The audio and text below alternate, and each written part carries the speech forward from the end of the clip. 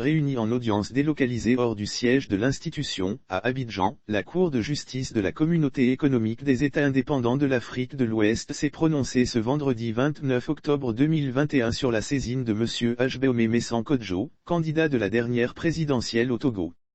La Cour a donc rejeté les mesures provisoires visant à suspendre la procédure pénale contre l'ancien Premier ministre. Le fond de la décision est attendu le 30 mars 2022. On se rappelle qu'au lendemain de la présidentielle de février 2020, alors qu'il revendiquait la victoire à cette consultation électorale, la maison du candidat Kodjo avait été l'objet d'un blocus.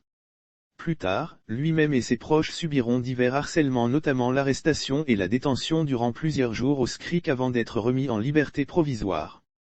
Craignant pour sa vie, M. Kodjo est rentré dans le maquis après avoir demandé à son conseil constitué de maîtres Darius Atsou et Célestin Ajbogan de saisir la Cour de justice de la Communauté économique des États indépendants de l'Afrique de l'Ouest aux fins de suspendre provisoirement la procédure pénale que le régime a initiée contre lui.